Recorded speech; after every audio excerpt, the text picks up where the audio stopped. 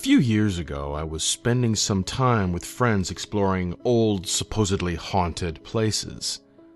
We were at the Edisto First Presbyterian Church, where a girl named Julia Legare was buried in her family mausoleum in 1852.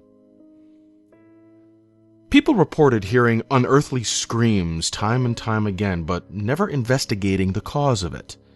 15 years later, when they opened the door to the mausoleum to inter the next family member who had died, they found her corpse huddled in the corner next to the door, arms outstretched, as if still trying to find the exit. Well, my friends thought it would be a funny idea to shut the giant stone door, which was originally open, behind me and pick me up in the morning. The bastards left me there. I tried and tried, using all my strength, but I couldn't budge it. It had taken 4 people to put it in place. In the dark, I resigned myself to the night ahead of me.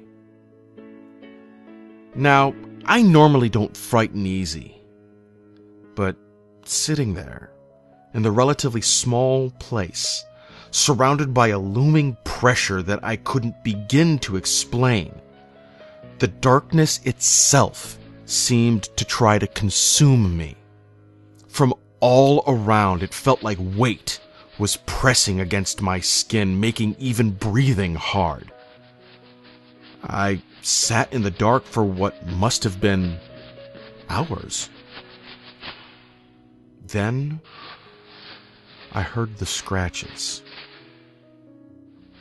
They were faint at first. I was sure it was my imagination, but soon they became more and more frantic as time passed.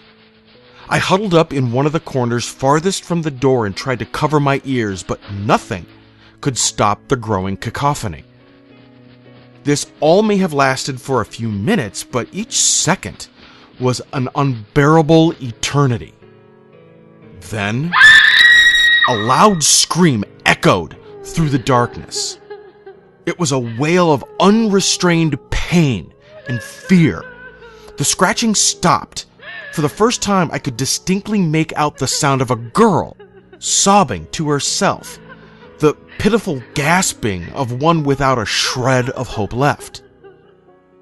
I felt such sorrow at that moment, such pain, that I think I forgot how to be afraid.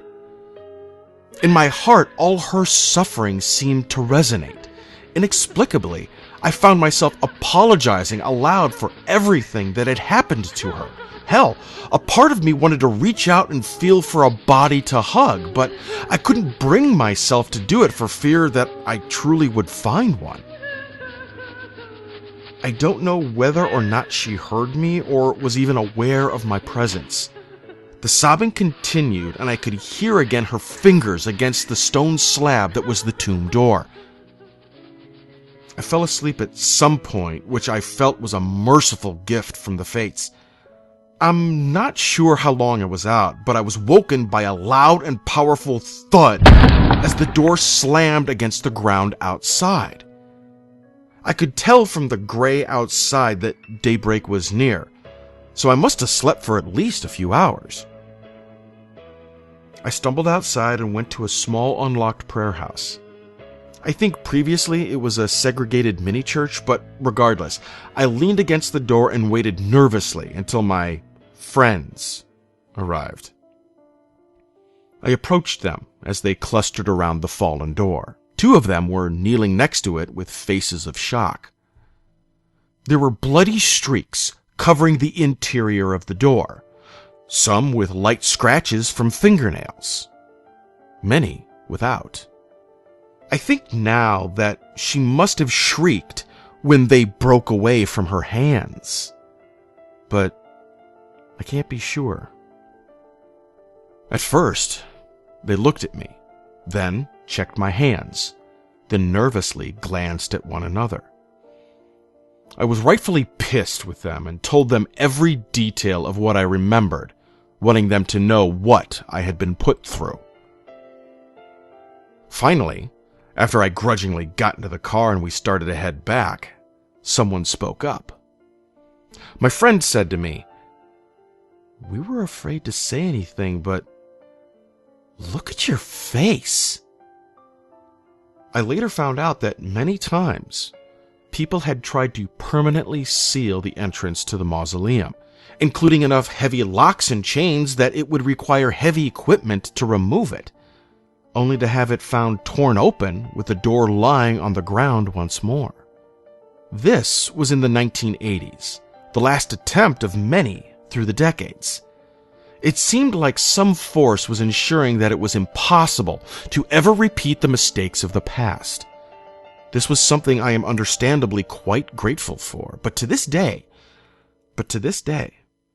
I am chilled to the bone when I think of what happened that night.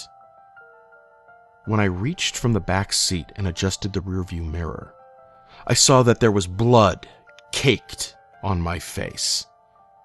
Just like the streaks upon the stone slab, there were dark red lines on either side, as if someone had gently cradled my face with torn fingers as I slept that night, feeling the warmth of another for the first time in over 100 years.